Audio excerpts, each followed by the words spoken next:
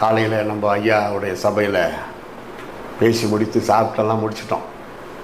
அப்போ நானாக கேட்டேன், சாயந்தரம் எங்கேனா ஊழி இருக்குதா பாஸ்டர்? ஹாஸ்பிட்டல் ஊழி இருக்குதுன்னாரு. எனக்கு ரொம்ப பிடிக்கும், நான் போயிருக்க வேண்டியது சாயந்தரம் வீட்டுக்கு, என்னையும் அங்கே கொண்டு போங்கன்னு நான் தான் வருந்தி கேட்டேன்.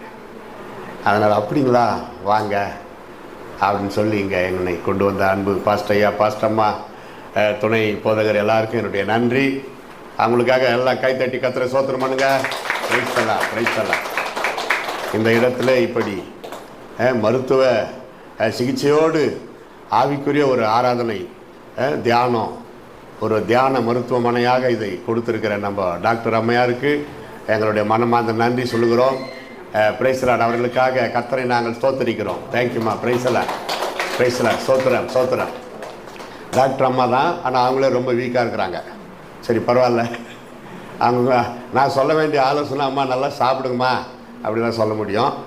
சரி, எல்லாம் உற்சாகமாக இருக்கிறீங்களா? மகிழ்ச்சியாக இருக்கிறீங்களா? கொஞ்சம் சிரிச்சு மாதிரி பாருங்க. என்ன அதான் ரொம்ப முக்கியம். நீங்கள் டாக்டருங்களே கூட கேட்டு பாருங்கள், மகிழ்ச்சியாக இருந்தாவே வியாதி பாதி வராது. மருத்துவம் சொல்கிறதெல்லாம் கூட நாங்களும் படிப்போம். பைபிள் மட்டும் போதாது, மருத்துவமும் நாங்கள் கொஞ்சம் படிக்கிறோம். ஏன்னா பைபிளில் மருத்துவம் இருக்கிறது.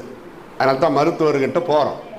விஞ்ஞானிகளுக்கு வைத்தியம் தேவை அப்படி இயேசுவே சொன்னார். அப்போ என்ன அர்த்தம்? அது பைந்தமிழ். பேஷண்ட்டுக்கு டாக்டர் தேவை, அதான் அர்த்தம். விஞ்ஞானிகளுக்கு வைத்தியம் தேவை, அதுக்கு என்ன அர்த்தம்? பேஷண்ட்டுக்கு டாக்டர் தேவை. அதனால நம்ம ஆண்டவரை மருந்தளிக்கிறோம் அப்படி இல்லை அர்த்தம். Doctor treat, Jesus heals. நீங்கள் எங்கனாலும் போகிறோங்க, நம்ம டாக்டர் அம்மா கூட இங்கே இருக்கிறாங்க, கேளுங்க. எங்களால் முடிஞ்சது நாங்கள் செய்கிறோம், மீதி ஆண்டவர் தான். நீங்கள் இயேசுவை துதிங்க, ஜெபம் பண்ணுங்க, அவர் அற்புதம் செய்வார். அதனால் இங்கே வந்திருக்கவங்க எல்லாருக்கும் மகிழ்ச்சி, சந்தோஷம். ஆண்டவர் இயேசுவை கண்டிப்பாக ஆசீர்வதிப்பார். கர்த்தருடைய பரிசுத்த நாமத்திற்கு ஸ்தோத்திரம். ஆமாம், ஒரு சிறு ஜெபம் பண்ணி ஆரம்பிக்கலாம். நன்றி தகப்பனே, இங்கே கொண்டு வந்த அன்பு போதகர் குடும்பத்திற்காய் ஸ்தோத்திரம். ஏற்றுக்கொண்ட அன்பு டாக்டர் அம்மையாருக்காய் ஸ்தோத்திரம். வந்திருக்கிற அன்பு பிள்ளைகளுக்காய் ஸ்தோத்திரம். இப்பொழுதும் நீர் என்னோடு பேசும், எங்கள் அனைவரோடும் பேசும். இயேசுவின் நாமத்தில் ஜெபிக்கிறோம் எங்கள் அருமை பிதாவே, ஆமென். அப்போஸ்தலர் நடபடிகள் ஒரு வசனம் படிக்கலாமா? அப்போஸ்தலர் நடபடிகள் 4ஆம் அதிகாரம் 20வது வசனம். நாங்கள் கண்டவைகளையும் கேட்டவைகளையும் பேசாமல் இருக்கக்கூடாதே. எவ்வளோ அழகான வார்த்தை பாருங்க. நாங்கள் கண்டவைகளையும், அப்போ நம்ம எதில் காண்கிறோம்? கண்களால் காண்கிறோம். நாங்கள் எங்கள் கண்களால் காண்கிறதையும் காதுகளால் கேட்டவைகளையும் நாங்கள் பேசாமல் இருக்க முடியாதே. அங்கே ரூல்ஸ் என்ன தெரியுமா? யோவான் என்று பேதுரு என்று தேவனுடைய மனிதர்கள், இயேசுவின் சீடர்களில் 12 பேரில் இவங்க 2 பேர். இயேசு ஆசீர்வதிச்சுட்டு பரலோக மோட்சத்துக்கு அந்த கைலாசம் அந்த சிறுவை கொண்டு போயிட்டாரு. அதுக்கப்புறம் இவங்க போகிறாங்க ஊழியத்துக்கு. ஐயோ என்னத்துக்கு கேட்குறீங்க? நான் 3ஆம் அதிகாரத்தில் ஆரம்பித்த பிரச்சனை, தாயின் கர்ப்பத்திலேயே சப்பானியாக பிறந்த ஒருத்தனை சுகமாக்கிட்டாங்கய்யா. இயேசுவின் நாமத்தில் சுகமாக்கிட்டாங்க. அவன் சந்தோஷமாக துள்ளி குதித்து அவன் வளர்த்துனுக்குறான். இது ஏன் நீ செய்தீங்க? எந்த அதிகாரத்தில் செய்தீங்க? அவங்கள பிடிச்சி பெண்டு எடுத்து அடித்து ஜெயிலில் போட்டு சித்திரவதை பண்ணுறாங்க. 5ஆம் அதிகாரம் வரைக்கும் இந்த பிரச்சனை தொடருது. ஹோம்ஒர்க் மாதிரி நீங்கள் போய் பாருங்கள். இது அங்கே வச்சிருக்கிறார, இதில் இருக்குது இந்த வரலாறு. நான் இப்போ படித்தது அப்போஸ்தலர் 4ஆம் அதிகாரம். 3ஆம் அதிகாரத்தில் ஆரம்பிச்சது 5ஆம் அதிகாரம் வரைக்கும் வருது அந்த பிரச்சனை. நல்லது செஞ்சதுக்கு நம்ம நல்லது செஞ்சால் சில டைமில் பிரச்சனை தான் வரும். பார்த்தீங்களா? நல்லது செஞ்சுட்டால இவ பேரை எப்படியாவது கெடுக்கணும் அப்படின்னு போட்டு விட்டுருவாங்க. அவ்வளோதான். நீங்கள் வீட்டை விட்டு வெளியே வரவே முடியாது. அதாவது பிரசங்கம் பண்ணுறப்போ குறுக்க பேசக்கூடாது, பேசத்தை மட்டும் கேட்டுக்கணும். அப்படி இருக்கிறப்போ பேதுருவும் யோவானும் சொல்கிறாங்க, அந்த பிரதான ஆசாரியரெல்லாம், இனிமேல் இந்த மாதிரியெல்லாம் போய் சொல்லக்கூடாது, அமைதியாக போய் சாப்பிட்டு வீட்டில் இருங்கன்னு. அப்போ பேதுரு யோவான் 2 பேரும் சொல்கிறாங்க. அதுக்கு முன்னாடி வசனம் உண்மை எனக்கு ரொம்ப பிடிக்கும். என்ன தெரியுமா? பேதுருவும் யோவானும் 19 அவர்களுக்கு பிரதியுத்தரமாக, தேவனுக்கு செவி கொடுக்கிறதை பார்க்கிலும் உங்களுக்கு செவி கொடுக்கிறது தேவனுக்கு முன்பாக நியாயமாக இருக்குமோ என்று நீங்களே நிதானித்து பாருங்கள். ஐயா, நீங்கள் வேற, உங்கள் கொள்கை வேற. நாங்கள் இயேசுவை துதிக்கிறோம், நாங்கள் இயேசுவை நம்புகிறோம். அவருக்கு செவி கொடுக்கறத விட உங்களுக்கு செவி கொடுக்கறது கரெக்டா? நீங்கள் உங்கள் வேலையை செய்யுங்க, நாங்கள் அதில் தலையிடலை. நாங்கள் எங்கள் வேலையை செய்ய விடுங்க. எங்களுக்கு ஏசப்பா அற்புதம் செய்கிற சக்தியை கொடுத்துருக்கிறாரு. இந்த பாஸ்டையா பாஸ்டாமாக்கு பிசாசுகளை துரத்துற கிருபையை கொடுத்துருக்கிறாரு. நோய்களை சுகமாக்குற கிருபையை கொடுத்துருக்கிறாரு. அப்போ அதை தடுக்க முடியுமா? முடியாது. இதை பேசி கொண்டிருக்கின்ற நான் கிறிஸ்தவ குடும்பத்தில் பிறந்தவன் அல்ல. எங்கள் அப்பா பேர் பாலாஜி, எங்கள் அம்மா பேர் ஆண்டாள், என் பேர் வேலாயுதம். இதிலே தெரிஞ்சுங்க, நாங்கள் கிறிஸ்தவங்க கிடையாது. பீகாரில் முசாபானியில் நான் பிறந்தேன். எங்கள் அப்பா பூமிக்கு அடியில் அந்த பிராஸ் எடுப்பாங்க பார்த்தீங்களா, எப்படி கோலார் கோல்டு ஃபீல்டில் கேஜிஎஃப் பூமிக்கு அடியில் தங்கம் எடுத்தாங்க ஒரு காலத்தில். இப்போ அங்கே தங்கம் இல்லை, டம்ப் பண்ணிட்டாங்க, மூடிட்டாங்க. அந்த காலகட்டம், தங்கம் எடுத்த காலகட்டம். எங்கள் பையன் பிறந்த குழந்தையா இருக்கிறான். நானும் என் மனைவி அந்த குழந்தையோட போனாங்க. ஊழியத்து கூப்பிட்டுருந்தாங்க 1 மாதம். அப்போது ஒருத்தர் பரிதாபப்பட்டு, இவ்வளோ தூரம் வந்திருக்கிறாங்களே, இயேசு கிறிஸ்து ஊழியத்துக்கு நம்ம அதை போய் காட்டலாம் அப்படின்னு சொல்லி நாங்கள் பார்க்க 12-20 பேருக்கு மேலே போயிட்டோம். அங்கே கையெழுத்து வாங்கிக்கிறாங்க. முதல்ல என்ன கையெழுத்து தெரியுமா? உள்ளே போய் எல்லாம் பார்த்துன்னு இருக்கிறப்போ ஏதானா ஆபத்து வந்தால் கம்பெனி பொறுப்பல்ல, கையெழுத்து போடு. ஏன்னா அப்புறமா சொந்தக்காரர் வந்து எங்களை கம்ப்ளைண்ட் பண்ணக்கூடாது. 100 அடி 200 அடி 300 அடி 400 அடி 1000 அடி உள்ளவெல்லாம் போகிறான். லிஃப்ட்டு நம்ம ஊர்களில் பார்த்துக்கிறீங்க, லிஃப்ட்டு மேலே போகுது, அது கேஜ்ன்றான். லிஃப்ட்டுக்கு பதிலாக அது கேஜ்ன்றான், அது உள்ளே போகுது. லிஃப்ட் மாதிரியே தான். அங்கங்கே 50 அடி தூரத்தில் தெருவெல்லாம் தெருவெல்லாம் இருக்குது. பீடி பிடிச்சின்னு உக்காந்துக்கிறான் ஒருத்தன். அவன் உயிருக்கு பயந்துக்கின்னு போயின்னுக்கிறான். அவன் உக்காந்து ஜாலியாக பீடி பிடிச்சினுக்கிறான். கடைசி 2 வரி கொண்டு போயிட்டாங்க. அங்கே ஒரு கைடு இருக்கிறாரு, எல்லாத்தையும் சுற்றி காட்டுறாரு. இது இப்படி, இது பாரு, இந்த மண் இதை வெட்டி எடுத்தா இதுக்குள்ளே கோல்டு உள்ளே இருக்குது, அப்படியே கோடு கோடா அதெல்லாம் மிஷினில் போட்டு அவங்க ஆராய்ச்சி பண்ணி அதெல்லாம் எடுக்கிறாங்க. அது ஒரு பக்கம் இருக்கட்டும். எல்லாத்தையும் சுற்றி காட்டிவிட்டு அவர் கேட்டார், இதுக்கு மேலே உங்களுக்கு எதனா டவுட் இருந்தால் கேளுங்கன்னாரு. அது நான், என் மனைவி, பையன் பிறந்துட்ட பையன், குழந்தை, அப்புறம் உங்க கூட வந்த சகோதரி எல்லாம் கூட இருக்கிறோம். 1 மணி நேரம் ஆயிடுச்சு. உள்ள போய் கையெழுத்து போட்டு வேற வந்துட்டோம். பூமிக்கு அடியில் இருக்கிறப்ப எதுனா ஆச்சானா கம்பெனி பொறுப்பல்ல. எப்போடா போய் மேலே சேர போறோன்னு இருக்கிறோம் எல்லாரும். அப்போ அந்த கைடு கேட்குறாரு, வேற எதுனா உங்களுக்கு டவுட் இருந்தால் கேளுங்க, நான் சொல்கிறேன்னாரு.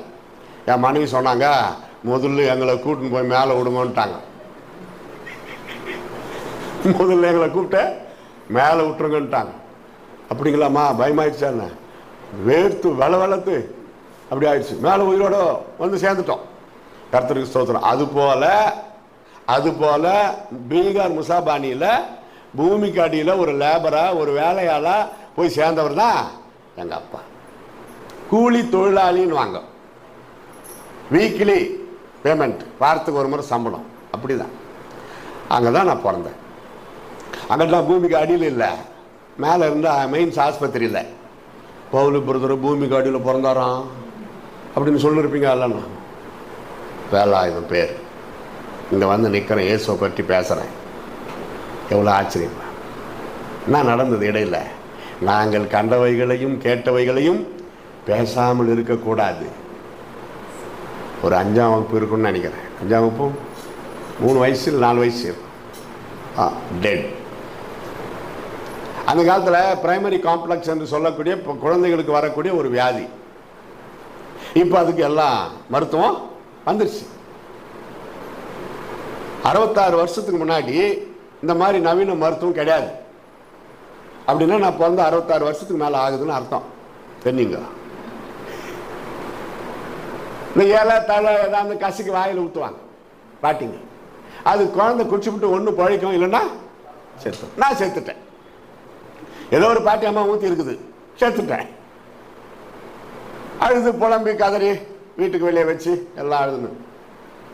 அந்த பக்கம் ஐயா மாதிரி இயேசு கிறிஸ்துவை பற்றி பிரசங்கம் பண்ணுற ஒரு பாஸ்டர் அப்படி போயிருக்கிறார். அந்த காலத்தில் இருந்துருக்குறாங்க பாருங்கள். இயேசு கிறிஸ்து ஊழியக்காரர் எல்லா இடத்துலையும் இருக்குது. என்னடா இது ஒரே சத்தம், ஓங்காரம், அழுகையின் கூக்குரல், தொழில் தர்மத்துக்காவது நம்ம பாஸ்டாக இருக்கிறோமே, இயேசு கிறிஸ்து ஊழியம் செய்கிறோமே, இன்னதான் போய் பார்க்கலான்னு அவரும் வந்தார். பார்த்தா குழந்தை சேர்த்து கிடக்குது. எங்கள் அப்பா அம்மாவுக்கு, எங்கள் சொந்தக்காரங்களுக்கெல்லாம் ஆறுதல் ஏசப்பா பற்றி சொல்லி அந்த ஆறுதலுக்காக ஜெபம் பண்ணியிருக்கிறார். கவலைப்படாதீங்கம்மா, நான் ஒரு பிரார்த்தனை பண்ணிட்டு போகிறேன் அப்படின்னு அவர் பிரார்த்தனை பண்ணிக்கிட்டு இருக்கிறாரு. அந்த பிரார்த்தனை ஆறுதலுக்காக, ஆறுதல், ஒரு மன மகிழ்ச்சி, இந்த குழந்தை செத்து போயிடுச்சுன்ற அந்த வருத்தம் ரொம்ப அவங்கள பாதிக்கக்கூடாதுன்னு சொல்லி அவர் ப்ரேயர் பண்ணுகிறார். அந்த நேரத்தில் நான் உயிரோடு எழுந்துட்டேன். கையை தட்டி எல்லாரும் பிரைஸ் தலாட், அல்லேலூயா. பாஸ்டர் பாஸ்டர் குழந்தை எழுந்துட்டான். அவரு கேட்டது ஜெபமானத்தை நிறுத்திவிட்டு நான் எழுந்து வளர்த்துனுக்கிறேன். பிரைஸ் தலாட், பிரைஸ் தலாட், அல்லேலூயா, சோத்திரம். அப்பவே அந்த பாஸ்டருக்கு முன்னாடியே எங்கள் அப்பா வீட்டுக்குள்ளே போய் மாட்டி வச்சிருந்த படம், சாமி படங்க எல்லாத்தையும் கட்டி மூட்டை ஒரு கயிறு போட்டு கட்டி வீட்டு அந்த திண்ணை மேல இருந்து தெருவில், டே பாலாஜி உனக்கு என்னடா பைத்தியமா, சாமியெல்லாம் போட்டு உடைக்கிறிய? நாங்கள் ஏசப்பாவை நம்புகிறோம். செத்து போன என் குழந்தை இயேசு உயிரோடு எழுப்பிட்டாரு, இனிமேல் நாங்கள் இயேசுவை தான் துதிப்போம் என்று எங்கள் அப்பா வீர முழக்கமிட்டார். இந்த பாயிண்ட வேலூர் பக்கத்தில் நான் பேசுறேன். ஒரு ஐயா, எப்பா நீ தானே அது, நான் அங்கதான் இருந்தேன் இந்த நிகழ்ச்சி நடக்கிறப்பா அப்படி சாட்சி பாருங்க. மத்தியானம் சாப்பாட்டுக்கு அவர் தான் எங்களை கூட்டு போனாரு. உண்மையான சாட்சிப்பா, நான் சொல்றது பொய் இல்லை. முதல் சாட்சி எங்க அப்பா டைரி. அவர் டைரி எழுதுற பழக்கம். 1959 ஜூன் 5ஆம் தேதி அதிகாலை 4 மணிக்கு 12:59. 1959 ஜூன் 12ஆம் தேதி அதிகாலை 4 மணிக்கு ஆண் குழந்தை பீகார் மெயின்ஸ் ஆஸ்பத்திரியில் பிறந்தது. பெயர் வேலாயுதம். அப்பா டைரி. அதே போல இந்த செத்து போய் உயிரோடு எழுந்தன அது எழுதியிருக்கிறார், கிளீனாக எழுதியிருக்கிறார், தெளிவாக 4 பக்கத்துக்கு மேலே. முதல்ல அற்புதம், ஏசப்பா என்ன உயிரோட எழுப்பினார். நான் இங்கே நிற்கிறேன் பார்த்தீங்களா, 67 வயசாகுது, காப்பாற்றின்னு தான் வராரு. இடையில எத்தனையோ நோய்ங்க. நான் அப்போ அந்த மாதிரி வர்றப்ப நான் யோசிப்பேன், குழந்தையிலே செத்து இருக்க வேண்டியது, இப்போ போனால் போகிறேன், என்ன இப்போ ஏசப்பாக்காக நம்மளால் முடிஞ்சது ஊழியம் செய்தோம், அவர் வைக்கிறதா இன்னும் செய்ய போகிறோம், இல்லைன்னா போய் சேர போகிறோம், அப்படி தான் நான் யோசிப்பேன். நாங்கள் கண்டவைகளையும் கேட்டவைகளையும் பேசாமல் இருக்கக்கூடாது, மறக்கக்கூடாது. இன்றைக்கி நான் வந்து இந்த வார்த்தையை அடிக்கடி சொன்னேங்கிறேன். நிறைய சொன்னால் நீங்கள் மறந்துடுவீங்க. ஏன்னா நம்ம இருக்கிற இடமே ஆஸ்பத்திரி. வசந்த மறந்துவிட்டேன், அதுக்கு ஒரு ட்ரீட்மெண்ட் எடுத்துன்னு இருக்கக்கூடாது. கேட்கறத மனசில் வச்சு யோசிங்க. மருத்துவத்திற்கு அப்பாற்பட்ட ஒரு அற்புதம் தானே. அதுக்கு பிறகு வாலண்டியர் ரிட்டையர் எடுத்து எங்கள் அப்பா தமிழ்நாட்டுக்கு பூர்வீக இடம் அவங்க வந்து சேர்ந்துட்டாங்க. நான் படிக்க ஆரம்பித்தேன், என்ன செல்லமாக வளர்க்க ஆரம்பித்தாங்க. இதில் இன்னொரு இடையில நடந்தது, அடுத்த வாரமே இந்த அற்புதம் நடந்த அடுத்த ஞாயிற்றுக்கிழமையே என்னை ரெடி பண்ணி இந்த ப்ரேயர் பண்ணிட்டு போனார அந்த சர்ச்சுக்கு கொண்டு போயிட்டாங்க எங்கள் அப்பா அம்மா. ஐயா எங்களுக்கு ஒன்றும் தெரியாது, நாங்கள் இந்துக்கள், இனிமேல்ட்டு நாங்கள் என்ன செய்யணும் சொல்லுங்கள், நாங்கள் இயேசுவை நம்பி வந்துட்டோம், நீங்கள் மேற்கொண்டு எங்களுக்கு சொல்லணும்னு கேட்டிருக்காங்க. இப்போ பேர் மட்டும் மாற்றலாம், காப்பாற்றிட்டார் ஏசப்பா, உயிரோடு எழுப்பிட்டார் குழந்தைய, அவனை ஊழியத்துக்கு ஒப்பு கொடுக்கலாம், பேர் மட்டும் இப்போத்துக்கு மாற்றலாம். நீங்கள் இனி தொடர்ந்து சர்ச்சுக்கு வாங்க, போதனை கேளுங்க, ஞானஸ்தானமெல்லாம் பற்றி நான் பேசுவேன், அப்போ நீங்கள் எடுங்கன்னு. சரிங்கய்யா சரிங்க. அப்போ தான் என்ன ஏசப்பா ஊழியத்துக்கு அந்த பாஸ்டரு பிரதிஷ்டை பண்ணார். இந்த குழந்தை வளர்ந்து வருங்காலத்தில் இயேசுவே உமக்காக ஊழியம் செய்யணும்ப்பா, செத்து போன குழந்தைய உயிரோடு எழுப்பிட்டீங்களே, இது வளர்ந்து உமக்காக ஊழியம் செய்யணும்னு ஜெபம் பண்ணி பிரதிஷ்டை பண்ணார். பாலாஜியாக பிறந்த எங்கள் அப்பா ஜான், ஆண்டாளாக பிறந்த எங்கள் அம்மா மேரி, வேலாயுதமாக பிறந்த நான் பவுல். பாஸ்டர் வச்சார். வேலாயுதமாக பிறந்த என்னை இயேசு ரட்சித்து அவருக்கேற்ற ஆயுதமாக மாற்றி பவுலாக பயன்படுத்தி வருகிறார். அல்லேலூயா, அல்லேலூயா சொல்ல ஆளு இல்லையா, அல்லேலூயா. நேரடியான சாட்சி நிக்கிறனே நம்பு. எத்தனை பேரை பற்றி பேசுறோம். இயேசு லாசருவை உயிரோடு எழுப்பினாரு, பைபிள் இருக்குது. நம்பாதவங்க நான் உயிரோடு எழுந்து வந்து பேசுறேன் நம்பு. என்ன எழுப்பது யார்? வாயை திறந்து சொல்லுங்க, யார்? இயேசு. யோசித்து பாரு. படிக்கிறேன் நல்லா ஜபம் பாட்டு, சின்ன வயசுல இருந்த பக்தி எல்லாம் ரைட்டு. அப்படி வளர்ந்து அந்த அன்பு, ஏசப்பா என்ன காப்பாற்றினார, உயிரோடு எழுப்பினார், அதெல்லாம் கொஞ்சம் கொஞ்சமாக மறந்துவிட்டு எஸ்எஸ்எல்சி, அந்த காலத்தில் எஸ்எஸ்எல்சி படிச்சுன்னு இருந்து முடிச்சுட்டு கல்லூரியில் சேர்த்துட்டார். கல்லூரியில் கொண்டாந்து சேர்த்துட்டாங்க. பசங்களோட சேர்ந்துக்கின்னு சினிமாவுக்கு போக ஆரம்பிச்சிட்டேன். பைபிள் படிக்கிறவங்க கொஞ்சம் கொஞ்சமாக குறைச்சிருச்சு. விளையாட்டு அப்பா அம்மா கூட இல்லை, சர்ச்சுக்கு மட்டும் போயிடுவோம், அதெல்லாம் ரைட்டு. நடந்ததுன்னா தெரியுங்களா, மூச்சு திணறுதுன்னு சொல்லி வார்டன் கிட்ட கொஞ்சம் பைசா வாங்கிக்கினேன். டாக்டர்கிட்ட போய் பார்த்தேன். கவர்மெண்ட் டாக்டர்கிட்ட தான் எங்களை அனுப்புவாங்க ஹாஸ்டலில் படிக்கிறவங்கள. அவர் ஃபுல்லாக செக் பண்ணி மூக்கண்ணிட்டு நாக்கண்ணிட்டு கண்ணை காட்டு மூச்சு இழுத்து விடு எல்லாம் பார்த்துட்டு, தம்பி உனக்கு ஆஸ்துமா, இதுக்கு நீ ரொம்ப உஷாராகணும். பச்சை தண்ணி குடிக்கக்கூடாது, சுடு தண்ணி தான் குடிக்கணும். பச்சை தண்ணியில் குளிக்கக்கூடாது, சுடு தண்ணி தான் குளிக்கணும். தயிர் சாதம், மோர் சாதம், எலுமிச்சம் சாதம் இதெல்லாம் சாப்பிடக்கூடாது. லெமன் ஜூஸ் எல்லாம் குடிக்கக்கூடாது. சூடாக சாப்பிட்ணும். கம்பளி போத்திக்கணும், பெட்ஷீட்டு போத்திக்கணும், மப்ளர் போத்திக்கணும். இந்த வயசான தாத்தா அவங்களுக்கு சொல்கிறாங்களே எல்லாம் சொல்லிட்டேன். மாத்திரை மட்டும் எழுதி கொடுத்தாரு, இதை டெய்லி போடு.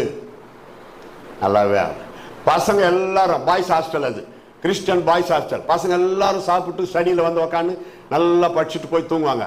நான் அவங்க எல்லாம் படிச்சுட்டு போன பிறகு கூட அந்த ஸ்டடி ஹாலை விட்டு போக மாட்டேன். ஏன் தெரியுமா? அப்படி ரொம்ப இதோட வாவரு. இப்போ நான் சும்மா சொல்கிறேன், உக்காந்துக்கிட்டே எப்படி இருக்குதா, எப்படி நான் படுக்க முடியும்? அப்படி தள்ளி யோசிக்கிறேன், எங்கேயோ நம்ம மிஸ்டேக் பண்ணிட்டோம். ரொம்ப கஷ்டம். பச்சை தண்ணி சுடு தண்ணி யாருன்னா கொடுப்பாங்களா ஹாஸ்டலில்? எல்லாம் கடைப்பிடிக்க முடியல, ஓவராயிடுச்சு.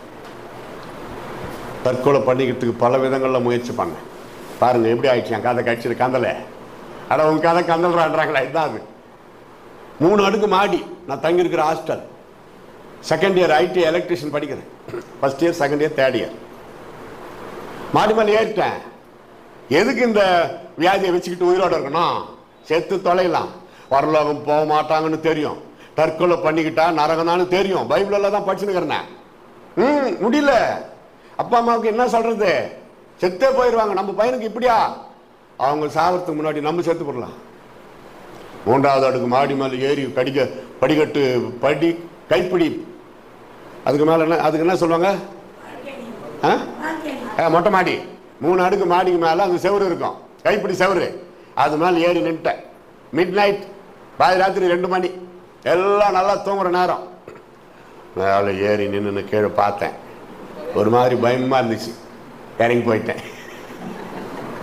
தற்கொலை பண்ணிக்கிட்டு சாகலான்னு தான் போனோமா. சாகத்துக்கு போனேன். எப்படி விழுந்து செத்தான்னா?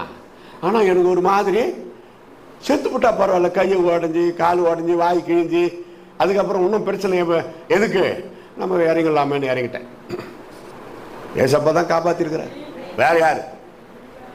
கொஞ்ச நாள் கழிச்சு அங்கேயே வேலூர் பக்கத்தில் சந்தவாசல் அப்படின்னு ஒரு இடம், அங்கே ஒரு ஆய்வாளர் மாளிகை. ஒரு அண்ணன் வந்தார், கிறிஸ்தவ ஹாஸ்டல் தானே நாங்கள். தம்பி உன் பேர் என்னப்பான்னு? பவுல். அப்படியா, ஒரு 10 பேரை கூப்பிடு, நம்ம வேனில் போகலாம். அங்கே ஒரு ஜபம் நடக்குது ராத்திரிக்கு, நம்ம ஜபம் பண்ணிட்டு வரலாம். நான் வேன்லேயே கொண்டாந்து விட்டுறேன்னாரு. எனக்கு இந்த சைக்கிளு, வேனு, மோட்டர் சைக்கிளு, பேனா, பென்சிலு, ரேடியா, வாட்சு இதெல்லாம் ரொம்ப பிடிக்கும். சின்ன வயசுலேருந்தே பிடிக்கும். வேனை பார்த்துட்டேன், 10 பேரை கூப்பிட்டேன் பசங்களை. வாங்கடா வாங்கடா, ஒரே வார்த்தை, வேன் வந்துக்குறான்ட்டேன். ஆனால் பைபிள் எடுத்துன்னு வரணும். எல்லாம் வந்துட்டான். வேனில் ஏறிக்கணும், பாட்டு பாடுன்னு ஏசப்பா பாட்டு போடுறோம். எனக்கு அதே பாட்டு பாடுன்னு போகிறேன். முழு இரவு ஜபம்ட்டாங்க. அங்கே போனான். என் கூட வந்த பசங்க, இன்னும் போய் நம்பி வந்தனாடா, போய் ஜபம் பண்ணிட்டு வரலான்னு தானே சொன்னேன். எனக்கு மட்டும் என்னப்பா தெரியும், எதனால கோவம் வந்துச்சு தெரியுமா அவங்களுக்கு? எங்களை கூட்டிக்கிட்டு வந்தார் ஒரு அண்ணன், பக்தியாக ஒரு மரத்தில் சாஞ்சு கிட்டார் போட்டுங்கிறாரு. அப்படி என் கூட வந்தானுங்களே. நான் கூப்பிட்டேன், பசி எடுக்குதுடா, போய் சாப்பாடு கேளு. கூப்பிட்டு வந்தது தப்பாக போச்சு. அண்ணா அண்ணா கண்ணத்து என்ன தம்பி, நான் கூட்டின்னு வந்த பசங்களுக்கெல்லாம் பசி சாப்பாடு. தம்பி பக்தி ஓவர்.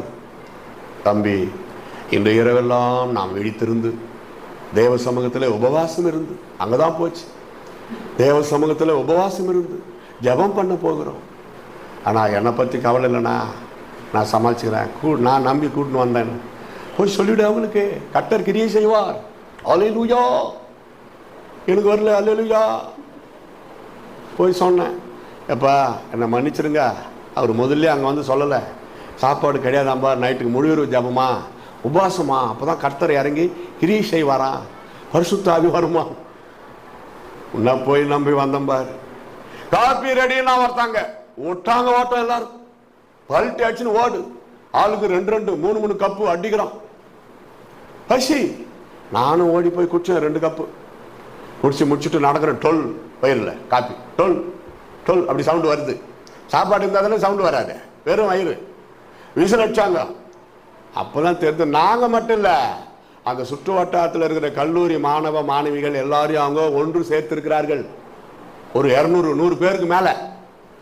நாங்கள் ஒரு 12 பேர் தான் இருக்கோம். அவ்வளோ பேர். அட இவ்வளோ பேரா? பாட்டு பாடு எல்லாம் வாலிப மாணவ மாணவிகள் படிக்கிற பிள்ளைகளுக்கு தான் வச்சிருக்கிறாங்க. சரி ஆரம்பிச்சாங்க பாட்டு ஜபம். ஐயா மாதிரி ஒருத்தர் பிரசங்கம் பண்ணாரு. ஒன்றும் எனக்கு புரியல. நம்ம பைபிள் படிக்கிறோம், ஜெபம் பண்ணுறோம், இவர் என்னமோ பேசுகிறாரு அப்படின்னு நினச்சிருந்தேன். 2வது செக்ஷன் அந்த ஐயா பேசினார். ஆயக்காரன் தூரத்திலே நின்று தன் கண்களையும் வானத்துக்கு ஏறெடுக்க துணியாமல், ஆண்டவரே பாவியாக இன்மேல் கிருபையாயிரும் என்று சொல்லி தன் மார்பில் அடித்து கொண்டார். பைபிள் படிக்கிறவங்களுக்கு தெரிஞ்சிடும். ஏசப்பா இந்த ஓமையை சொல்கிறார். இது சொன்னது தான் அந்த பாஸ்டரு. எனக்கு என்ன ஆச்சுன்னு தெரியல, ஜில்லுன்னு ஒரு மாதிரி ஆச்சு என் உடம்பு. என் மார்பில் அடிச்சுக்கிட்டு ஆடுறேன். ஏசப்பா நான் பாவி, நான் பாவி, என்ன பாவம் செய்த எனக்கே தெரியல, ஆனால் நான் பாவி, நான் பாவி, நான் பாவி. 1 மணி நேரம் எப்படி போச்சுன்னு தெரியல. எல்லாமே இப்போ இந்த பாவியில் இங்கிருந்து மீதி அவ்வளோ நேரமும் எல்லாமே அன்கான்ஷியன்ஸ், எல்லாமே குயிக்காக நடக்குது. கொஞ்சம் 3 மணி நேரம் ஒரு நொடி மாதிரி போகுது. 1 மணி நேரம் 1.5 மணி நேரம் கண்ணை திறந்து பார்த்தா 5 பேர் என் உடம்பை கெட்டியாக பிடிச்சுனுக்குறாங்க. நான் படுத்துனுக்கிறேன். என்ன ஆச்சு எனக்கு? என்ன எப்பா நீ பரிசுத்த ஆவியில் நிரம்பி கையை தட்டி சோத்திரம் அல்லேலியா சொல்லி ஏசப்பாவை துதிச்ச, உன் உடம்பு சும்மா இல்லை, உருண்டு பரண்டு நீ எல்லாரையும் 4-5 உத உதச்சிட்ட. எனக்கு என்ன தெரியும்? எனக்கு என்ன வைராக்கியமா யாரையாவது உதைக்கணும்னு? எனக்கு என்ன நடந்ததுன்னு எனக்கே தெரியாது, அவங்களுக்கும் தெரியுது. மூத்த ஊழியக்காரங்க சிலர் இருக்கிறாங்க. This boy very blessed person, புடி கையை கால புடி, இதுக்கு மேலே உருண்டு புரண்டு எங்கன்னா எதனா பிரச்சனை ஆகிருப்போதுன்னு. அப்புறமா தான் உட்கார வச்சாங்க, தண்ணி கொடுத்தாங்க. பவுல் என்ன நடந்தது சொல்லுன்னாரு. மைக்கை கொடுத்தாங்க. எனக்கு உடம்பெல்லாம் அக்னியாக இருக்குது, நான் ஆகாயத்தில் பறந்து போகிற மாதிரி இருக்குது, எனக்கு ஒரு லேசாக இருக்குது. ஆனால் ஒன்று மட்டும் நான் சொல்கிறேன், ஏசு அப்பா என் பாவங்களை எல்லாம் மன்னிச்சிட்டாரு அப்படின்னு மட்டும் நான் உணர்றேன். என் பேரை ஜீவ புத்தகத்தில் எழுதிட்டாருன்னு நான் விசுவாசமாக சொல்ல முடியுது. எல்லாம் சொல்லிட்டேன். கை தட்டுறாங்க எல்லாரும். என் கூட வந்தானுங்களே 10 பேர் 11 பேர். டேய் பவுல இப்படி மாறிட்டான்டா, நம்ம கூட போய் இந்த மாதிரி ரட்சிக்கப்படலாண்டா, ஒப்பு கொடுக்கலாண்டான்னு எல்லாம் வந்து முன்னாடி முட்டி போட்டாங்க. எங்களுக்கு கூட இந்த அனுபவம் வேணும், இந்த ரட்சிப்பு வேணும்னு. பவுல் தான் எங்களை கூட்டிக்கிட்டு வந்தது. அவனே இப்படி பக்தி ஆகிட்டான், இப்படி சொல்கிறான் சாட்சி. இந்த ஏசப்பா எங்களுக்கு வேணும். அந்த ஐயா கை வச்சு ஜெபம் பண்ணார். என்னையே கை வச்சு ஜெபம் பண்ண வைக்கிறார். தம்பி பவுல் வா. அவர் நல்லா வயசானவர். அவங்க பரிசுத்தாவை பெற்று பற்பல பாஷையை பேசி கர்த்தரை துதிக்கிறாங்க. அல்லேலூயா. அதே நேரத்தில் இன்னொரு அற்புதம் நடந்தது. என்னை வாட்டி வதைத்து கொண்டு கிடந்த அந்த ஆஸ்துமா அன்றோடு போய்விட்டு. கையை தட்டி எல்லாரும் price the lord. Hallelujah. Doctor என்ன சொன்னாரு? கம்பளி போத்திக்கணும், பெட்ஷீட்டு போத்திக்கணும், சூடாக இருக்கணும், பனியில் போகக்கூடாது. இப்போ கூட எங்கள் வீட்டுக்கு வந்து பாருங்க, பக்கா குளிரில் பனின்னு கூட இல்லாத தூங்குறேன், லுங்கி கட்டின்னு இருப்பேன். என்ன சாப்பிடக்கூடாதுன்னாரு? தயிர் சாதம், மோர் சாதம், எலுமிச்சை சாதம் சாப்பிடக்கூடாது, லைம் ஜூஸு குடிக்கக்கூடாது. எல்லாத்தையும் அன்னைக்குலேருந்து சாப்பிட்றேன். உங்களுக்கு டவுட்டாக இருந்தால் தயிர் சாதம் கொடுங்க, இப்போ சாப்பிட்டு காட்டுறேன். போய் வாங்கிட்டு வாங்க. தயிர் சாதம் ஒருத்தர், மோர் சாதம் ஒருத்தர், எலுமிச்சை சாதம் ஒருத்தர். நைட்டு டின்னர் முடிச்சு நான் போகிறேன். எலுமிச்சை இப்போ எங்கே போனாலும் லெமன் ஜூஸ். எப்பா லெமன் டீ கிடைக்குமா? ஒன்றுமே இல்லை. ஏசப்பாவால் குணமாக்க முடியாத வியாதி ஒன்றுமே இல்லை. அதுலேருந்து செட்டில் ஆகிட்டேன். படித்துக்கொண்டே பைபிள் எடுத்து ஊர் ஊரா, தெரு தெருவா, கிராம கிராமமாக போய் பேசுவேன். தெருவில் நின்று இயேசு பற்றி பேசுவேன். பிசாசு பிடிச்ச பொம்பளைங்களெல்லாம் வந்து அதுங்களே ஆடி, அதுங்களே உழுந்து அதுவே போயிடும். ஏன்னா எனக்கு தான் தெரியாத, அப்போதான் வந்திருக்கிறேன். நம்ம நற்செய்தி அறிவிக்கிறதுக்கு போகலான்ட்டு நான் போனது. ஐயோ இது நடா, இது பிசாசு ஆடிக்கணும் வருதுன்னு எனக்கு பயம் எடுத்துக்கிச்சு. ஏன்னா இன்னும் படிக்கணும், இன்னும் படிக்கணுமே பைபிளை. ஆனால் ஏசப்பா நீ பயப்படாதா, நீ இப்போ தானே அந்த ரட்சிப்பு அனுபவத்துக்குள்ள வந்திருக்கிற, நான் அற்புதம் செய்கிறேன்னு. அதுங்களே வரும், அதுங்களே உருளும், அதுங்களே பெறலும், தெருவை சுத்தமாக்கிடும், பிசாசு போயிடும், எழுந்து உக்கான்னு. நான் எங்கே இருக்கிறேன், என்ன ஆச்சு எனக்கு? அப்போ தான் கிட்டு போவேன். அம்மா ஏசப்பா உங்களுக்குள்ள இந்த பிசாசெல்லாம் துரத்திட்டாரு, இனிமேல் நீங்கள் ஏசப்பாவை துதிக்கணும், இப்படியெல்லாம் சொல்லுவேன். படிக்கிறத ஆரம்பத்திலே ஏசப்பா ஊழியத்தை செய்ய ஆரம்பிச்சிட்டேன். நாங்கள் கண்டவைகளையும் கேட்டவைகளையும் பேசாமல் இருக்கக்கூடாது. படித்து முடிச்சுட்டு நல்லா வேலை, தமிழ்நாட்டிலே வேலை, துபாயிலுக்கு அப்ளை பண்ணிட்டேன். ஒரு நாள் சாயந்தரம் ராணிப்பேட்டையில் போய், ராணிப்பேட்டையில் தான் ஒரு மைதானத்தில் முட்டி போட்டு ஜெபம் பண்ணுறேன். நல்லா வழக்கம் போல ஸ்தோத்திரம் பண்ணி ஜெபிக்கிறேன். மனிதன் பேசுகிற விதமாக ஒரு சத்தம், மகனே பவுல். கண்ணா திறந்து பார்த்தா யாருமே இல்லை. இப்படி இந்த சவுண்டு கேட்டுச்சு. சரி ஏதோ சும்மா நம்ம பிரமையாக இருக்கலாம். மறுபடியும் மகனே பவுல், சந்தேகப்படாதே, இயேசுவாகி நான் பேசுகிறேன். துபாய்க்கு போகலாம் என்று தயாராகி கொண்டிருக்கிறாயே, அந்த பிரயாணத்தை நிறுத்து. எப்படி இருக்கும்? ஆனா நான் ஒத்துக்கிட்டேன். பேசுறது யாரு? ஏசு அப்பா.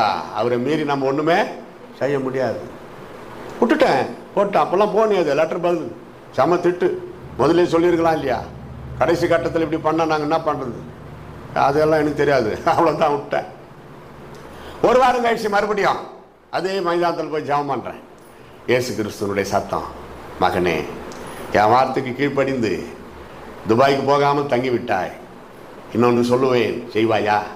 சொல்லும் ஆண்டவரே, இப்போ நீ செய்து கொண்டிருக்கின்ற வேலையையும் விட்டுவிட்டு முழுவதுமாக என்னுடைய ஊழியத்தை செய்ய வருவாயா? ஒரு நொடி கூட யோசிக்கல. வருவேன் வருவேன், உம் சித்தம் என் பாக்கியம். அல்லேலூயா. மறுநாளே, ஏன்னா நைட் அது ஆண்டவர் பேசுறது, தூங்கி வந்து மறுநாள் ரிசைன் லெட்டரை கொடுத்துட்டு ஒரு சின்ன ஷூட் கேஸ், ஒரு 2-3 சொக்கா பேண்ட், அவ்வளோதான். மழையே வர வேண்டிய சூழ்நிலை இல்லை, மழை கொட்டுது. அப்போ அந்த ஸ்டாஃபுங்கெல்லாம், சார் நீங்கள் போகிறதுனால இயற்கையே அழுது பாருங்க, வேண்டாம் ரிசைன் லெட்டரை திருப்பி வாபஸ் வாங்கிடுங்க, வேண்டாம் போகாதீங்க எல்லாம் சொல்கிறாங்க. அப்படி இல்லை, இதுக்கு அர்த்தம் நான் ஊழியத்திற்கு ஒப்பு கொடுத்து போகிறது, இயற்கையே என்னை வரவேற்கிறது, எங்கும் பனிமழை பொழிகிறது. அப்படி சொல்லிட்டு போனவன் தாயா, அப்படி சொல்லிட்டு போனவன் தான் இன்னைக்கு வரைக்கும் ஏசப்பா ஊழியம். அல்லேலூயா. சொந்தக்காரர்களுக்கெல்லாம் என் மேல பரிதாபம், ஃப்ரெண்டுகளுக்கெல்லாம் பரிதாபம். அட பரதேசி பாவி, உனக்கு எதுமோ நெட்டு லூஸ் ஆயிட்டுக்குது, ஏன்டா அந்த மாதிரி பண்ண, ஏன் இப்படி பண்ண, தமிழ்நாட்டு வேலையை தான் விட்டுட்டேன், துபாய் வேலையா விட்டேன், அதெல்லாம் எனக்கு தெரியாது. ஏசப்பா என்னை கூப்பிட்டாரு, நானே வந்துட்டேன். சொந்தக்காரங்க என்ன தெரியுமா கேள்வி கேட்டாங்க, உன்னை நம்பி உனக்கு யாரா பின்னாடி சோறு போடுவாங்க? நான் சொன்ன, சோறு பின்னாடி போட மாட்டாங்க, முன்னாடி தான் போடுவாங்க. இவனை திருத்தவே முடியாதுப்பா, இவன் இப்படிதான். இன்னும் சில சொந்தக்காரு, ஏய் நைனா இங்க வா வா வா, ஓகே ஓகே. நைனான்னா ஒரு செல்லமா, நாங்கள் ஆந்திரா பார்டர் அப்படி சொல்லுவாங்க. சின்ன வயசு துடுக்குத்தனம், இப்போ ஒன்றும் தெரியாது. உனக்கு கொஞ்ச நாள் கழிச்சு கல்யாணம் பண்ணுறதுக்கு பொண்ணு பார்க்கறதுக்கு போவேன். பெண் வீட்டில் கேட்பாங்க, மாப்பிள்ளை என்ன வேலை செய்கிறார்? உன் கூட வந்தவன் என்ன சொல்லுவான், வேலை வெட்டியெல்லாம் விட்டுட்டு பைபிள் எடுத்துன்னு ஊர் ஊராக சுற்றுறாரு, அடுத்த வேலை சாப்பாட்டு கூட வழி கிடையாது, யாரா உன்னை நம்பி உனக்கு பொண்ணு கொடுப்பாங்க? அப்படி கேட்டாங்க. அந்த காலகட்டம் கல்யாணத்தை பற்றி யோசித்ததே கிடையாது. ஏன்னா அவ்வளோ பைத்தியம், கிறிஸ்துக்கு பைத்தியம். 1985 ஜூன் 5 என்னையும் நம்பி அடுத்த வேலை சாப்பாட்டு கூட வக்கு இல்லைன்னு தெரிஞ்சோம். 8 வருஷம் பேச்சுலரா திருமணத்துக்கு முன்னாடி 8 வருஷம் நான் ஊழியம் செய்தது எல்லாருக்கும் தெரியும். அந்த பெண்ணினுடைய அப்பா அம்மாவுக்கும் தெரியும், அந்த பெண்ணுக்கே தெரியும். நான் பண்ண பிரசங்கமெல்லாம் கூட அதை பார்த்து கேட்டிருக்குது. அவங்க தோழிகளோட வந்து இப்படியெல்லாம் தெரியும். அன்னைக்கு எனக்கு கல்யாணம் ஆயிடுச்சு. என்னையும் நம்பி ஒரு ஐயா ஒரு மகளை கொடுத்தாரு. யார் அவரு? எங்க மாமனார். எப்போ இந்த பொண்ணு இவருக்கு கூட, ஏன்னா அந்த காலத்தில் அவங்கெல்லாம் தாத்தா காலத்திலே இயேசுக்கிட்ட வந்தோம். என் மனைவியெல்லாம் நான் பிறந்த பிறகு எல்லாரும் இயேசுக்கிட்ட வந்தாங்க. என்னுடைய மனைவிக்கு தாத்தா காலத்திலே ஒரு தடவை வந்து இயேசுவை பற்றி சொல்லி அப்போ அந்த குடும்ப வம்சமாக இயேசுக்கிட்ட. அப்படி என்ன அவங்களுக்கு அப்படின்னா, நியாயப்பிரமாணம் சொல்லுது, கர்ப்பம் திறந்து பிறக்கின்ற முதல் கனி எனக்காக ஊழியத்திற்கு ஒப்பு கொடுப்பாயாக. இவங்க வந்து ஃபஸ்ட்டு பையனாக இருந்தால் பாஸ்டருக்கு படிக்க வச்சு போதகர் ஆக்கிடுவாங்க, பொண்ணாக இருந்தால் ஊழியக்காருக்கு கட்டி கொடுப்பாங்க. இது ஐதீகம் கிராமத்தில். அதனால் பெரிய பொண்ணாது அது என்னை கட்டுறதுக்கு பிளான் பண்ணி அந்த பொண்ணு ஒத்துக்கிச்சு, நானும் ஒத்துக்கினேன். கண்ணு முன்னாடி இருக்கக்கூடாதுன்னு சொல்லி அவங்க அப்பா அம்மா கூட அனுப்பி வேதாகம கல்லூரி சென்னையில் பெண்கள் வேதாகம கல்லூரியில் அனுப்பி சேர்த்துட்டாங்க. நாங்கள் தான் எல்லாம் ஐடியா கொடுத்தது, கட்டிக்கலாம் அப்புறமா அண்ணா இப்போ சோத்திரம் பண்ணாது வரைக்கும். அங்கே என்னுடைய மனைவி திருமணம் ஆகிறதுக்கு முன்னாடி அங்கே சேர்த்தப்போ அறிமுகமான ஒரு அன்பு சகோதரி தான் இங்கே இருக்கிற நம்ம பாஸ்டம்மா. கைத்தட்டி எல்லாரும் பிரைஸ் தராட் அல்லேலூயா. சீனியர் என்னமோ தெரியல, யாரு மேலே அவ்வளோ அக்கறை இல்லாமல் அந்த பெண்ணு மேலே ஒரு அன்பு அக்கறை, அடிக்கடி பார்த்து பேசுறது, கூப்பிட்றது, உதவி செய்கிறது. அவங்க இப்போ இன்னைக்கு வரைக்கும் சொல்லுவாங்க, இப்போ வரைக்கும் கூட எனக்கு மேபல் அக்கா தான் ரொம்ப பிடிக்கும், என்னை ரொம்ப அன்பாக கவனிச்சுக்குவாங்க அப்படின்லாம் சொல்லுவாங்க. இன்றைக்கி வரைக்கும் அந்த அன்பு மறக்கலை. பாருங்கள் எத்தனை வருஷம் ஆயிருக்கும். அது அன்பு சிலருடைய அன்பு வந்து கடைசி வரைக்கும் வரும் பயணத்துக்கு கூட. நம்மளுக்கு எத்தனை பேர் ஃப்ரெண்டாக இருந்தாங்க, இப்போ இருக்கிறாங்களா? இல்லை. தேவ பிள்ளைகளே, நான் விட்டா 6 மணி வரைக்கும் பேசின்னு இருப்பேன். காலையில் 6 மணி வரைக்கும் இல்லை, நாளைக்கு காலையில் 6 மணி வரைக்கும் இல்லை, நாளைக்கு சாயந்தரம் 6 மணி வரைக்கும் பேசின்னு இருப்பேன். ஆனால் அந்த சட்டம் விடுமா? ஆஸ்பத்திரி உருப்படியாக நடக்குமா? அதுக்கப்புறம் இந்த டாக்டர் அம்மாவை பிடிச்சி கேளுப்பா, என்ன தான் ஜபம் பண்ணாலும் எவ்வளோ நேரம் அப்படின்ட்டுருவாங்க. ஒரு 4-5 பேர் வந்து இல்லை, அது வேற இந்த நேரத்தை கொடுத்துட்டு உக்காந்து வேடிக்கை பார்த்துக்கிறாரு. எப்படா இந்த ஆள் முடிக்க போறாரு. அண்ணன் பாஸ்டருக்கு ரொம்ப நன்றி. கல்யாணம் ஆயிடுச்சு. 2 பேருமே பேர்லாம் அன்று முதல் இன்று வரை ஆளுடைய கிருபையில் முழு நேரமாக ஊழியம். 21 முறை மலேசியா சிங்கப்பூருக்கு கர்த்தர் கொண்டு வந்தார். 15 முறை இலங்கைக்கு போயிட்டு வந்தோம். வட இந்தியாவுக்கு ஒரு 50 முறைக்கு மேலே இருக்கும். தமிழ்நாடு மட்டும் இல்லை, இந்தியா, இலங்கை, மலேசியா, சிங்கப்பூர், ஏதோ கோபால் பல்பொடி விளம்பரம் என்று நினைக்காதீர்கள். அங்கெல்லாம் நாங்கள் போய் வந்திருக்கிறோம் ஊழியத்துக்கு. எங்களுக்கு செய்த அற்புதம் உங்களுக்கு செய்வாரா இல்லையா? ஐயா 3 வேளை சாப்பாடு கிடையாது. சின்ன பையனாக இருக்கு. There was no 3 times food because very poor. வெள்ளை சட்டை, ப்ளூ டவுசர் யூனிஃபார்ம். ஹைஸ்கூலில் வெள்ளை சட்டை, ப்ளூ டவுசரு எங்களுக்கு இல்லை. பாதியை தொத்திட்டார். இது சொல்லி முடிக்கிறேன். எங்கப்பா ஈசி சார் மேலே பத்தனுங்கிறேன். நான் கிளாஸை விட்டு வெளியே வரேன், எங்கள் அண்ணனும் வராரு. நான் 6th, எங்கள் அண்ணன் 9th. என்னடா வெளியே வர்றேன், வெள்ளை சட்டை, ப்ளூ டவுசர் இல்லை, தொத்திட்டார் வாத்தியார். என்ன கூட அதனால தான் தொத்திட்டாங்க, வா போகலாம் வீட்டுக்கு. எங்கள் அப்பா அப்படியே தூக்கம் தெரிஞ்ச மாதிரி, என்னடா அப்பா வெள்ளை சட்டை, ப்ளூ டவுசர் இல்லை, தொத்திட்டார் வாத்தியார். வீட்டில் இருக்கிற பாத்திரம், கிண்ணம், பித்தளை டம்ளருங்களை எடுத்து ஒரு பையில் போட்டு கிளம்புனாரியா. அதான் என் தகப்பன். பைசா இல்லையே. 2 மணி நேரத்தில் சோழிங்கர் பட்டணத்துக்கு போனார். பஸ்ஸில் போக வேண்டியவர் நடந்து போயிருக்கிறாரு. நான் பைசா அந்த காலத்தில் 25 பைசா பெரிய அமௌண்ட். அந்த 25 பைசா இருந்தால் துணி எடுக்கலாமே, அவனுக்கு கொஞ்சம் நல்லா போய் வாங்கின்னு வந்துட்டார். கிராமத்தில் ஒரு டெய்லர் இருப்பார். யாராவது துணி கொடுக்க மாட்டாங்களோ? நோ, பணம் நீ அப்புறம் கூட, நான் பரவாயில்ல இப்போ தச்சு கொடுத்துட்றேன். அப்படியே பாட்டு டெய்லர் கொடுத்துட்டோம். நைட்டாக தச்சு கொடுத்துட்டான். மறுநாள் வாட்டை சாட்டமாக போட்டுன்னு போனோம் யூனிஃபார்ம். அது எனக்கு ரொம்ப சந்தோஷம். அடே பரவாயில்ல, அன்னைக்கு யூனிஃபார்ம் போட்டு வராங்களெல்லாம் தொத்திட்டாரு. எங்களுக்கு என்ன சந்தோஷம், அப்பா தப்பிச்சான். சனி ஞாயிறு லீவ் விடுவாங்க தெரியுமா? கிணத்துல போய் குதிப்போம், பல்ட்டி அடிச்சு குதிப்போம். நல்லா நாங்களே தான் துணிகளை துவைச்சிக்கணும். ஒரு சின்ன துண்டு சோப்பு வெட்டி விற்பாங்க அந்த காலத்தில், போட்டு துவைச்சி கிணத்துலையே நாங்கள் குதிப்போம். அந்த யூனிஃபார்மை துவைச்சி சோப்பு போட்டு நல்லா குளிக்கி தண்ணியில் முக்கி அப்படி அடைப்போம். வெள்ளை சொக்கா சோப் போட்டு நல்லா குளிக்கு தண்ணியில் முக்கி எடுத்தோம், உடனே வெள்ளை ஆயிடுச்சு.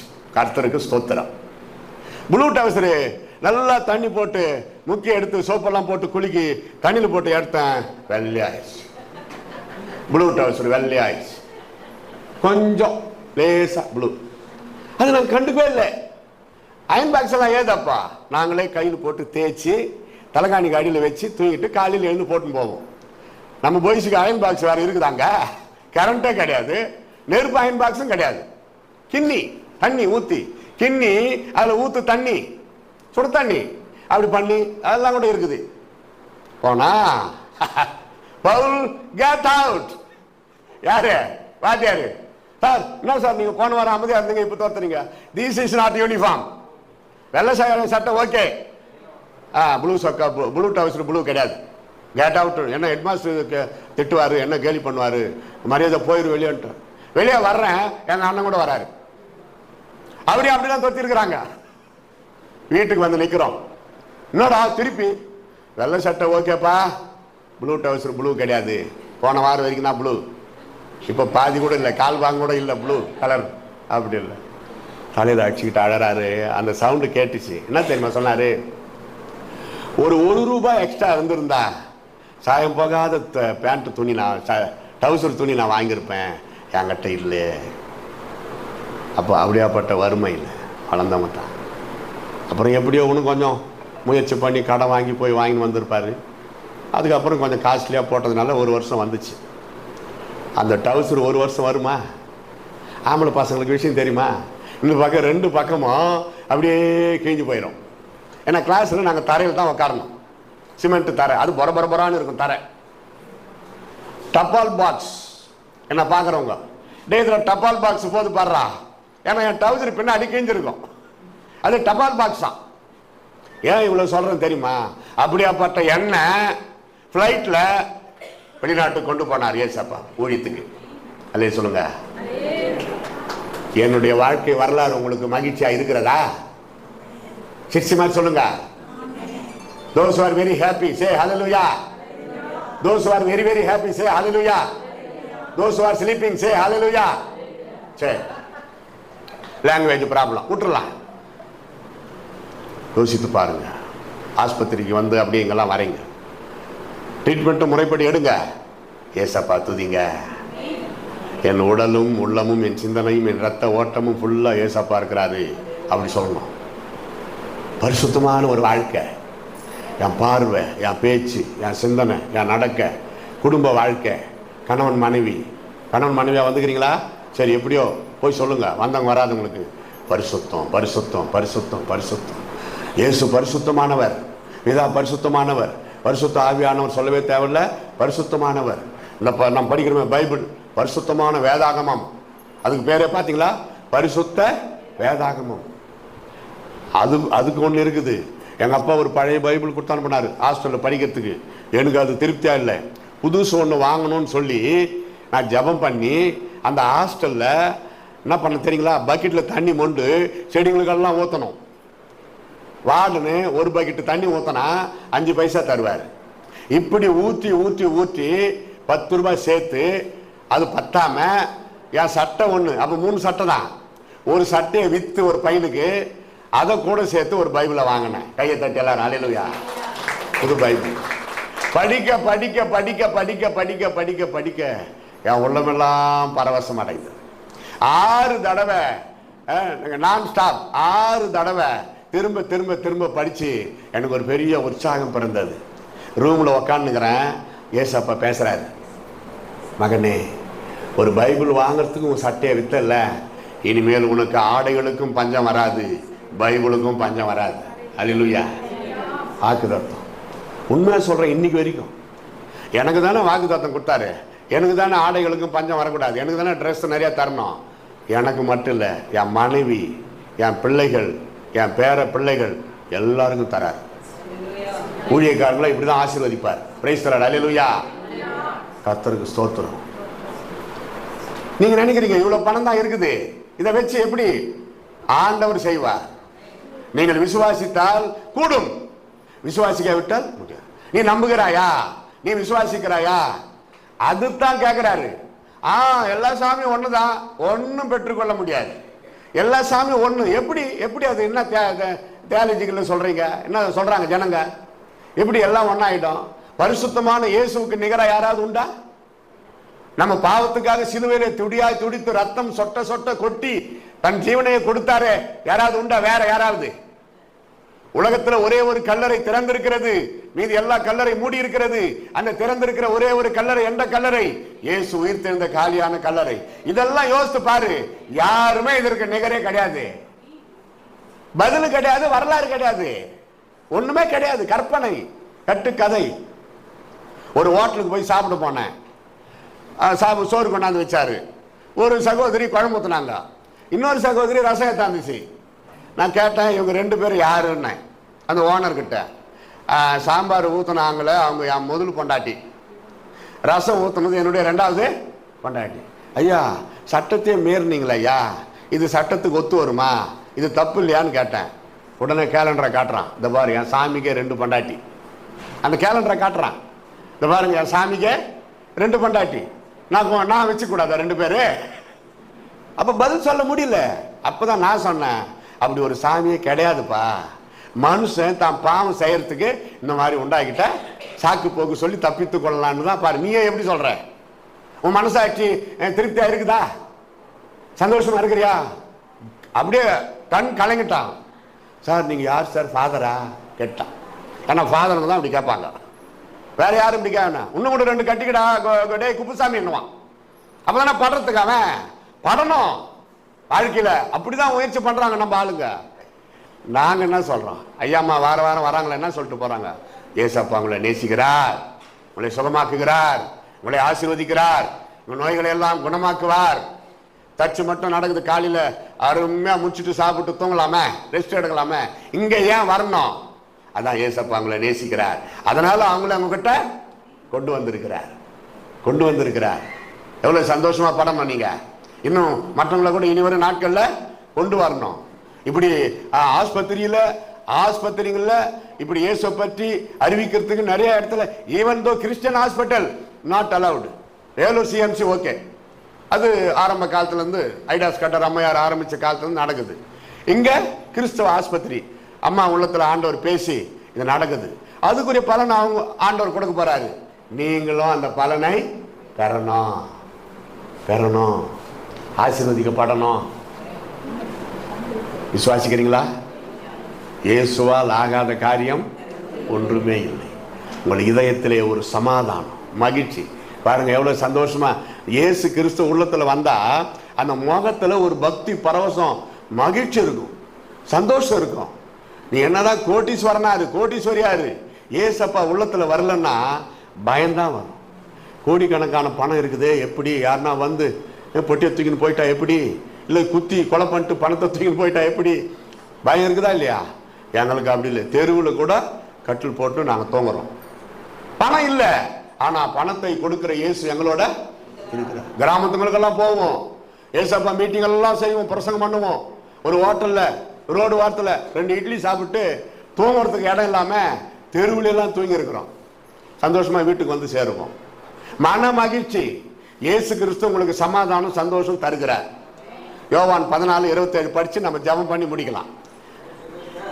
யோவான் 14:27, சமாதானத்தை உங்களுக்கு வைத்து போகிறேன், என்னுடைய சமாதானத்தை உங்களுக்கு கொடுக்கிறேன். உலகம் கொடுக்கிற பிரகாரம் நான் உங்களுக்கு கொடுக்கிறது இல்லை. உங்கள் இருதயம் கலங்காமலும் பயப்படாமலும் இருப்பதாக. இந்த வார்த்தை இயேசு சொன்னாரு. போறப்ப இதை வாங்கிட்டு போங்க. இது உங்க வீட்டுல இருந்தாவே போதும், பிசாசு வீட்டுக்குள்ள வராது. இந்த வார்த்தையை சொன்ன யோவான் 14:27 இந்த பைபிள்ல ஏசப்பா சொன்ன வார்த்தையில அது இருக்குது. நீங்க கொஞ்சம் டைம் ஒதுக்கி அதை எடுத்து தேடி கண்டுபிடிச்சு படிக்கணும். எப்படி டாக்டர் கிட்ட கடவுள்கிட்ட பொய் சொல்லக்கூடாது. கரெக்டா? டாக்டர் கிட்ட போய் சொன்னா கடவுள்கிட்ட போயிடுவீங்க, கடவுள்கிட்ட போய் சொன்னா டாக்டர் கிட்ட வந்துடுவீங்க. டாக்டர் கிட்ட வரலன்னா நம்ம டாக்டர் அம்மா கோச்சிக்க போறது இல்லை, சுகமானாங்களே அது ஒரு பெரிய சந்தோஷம்.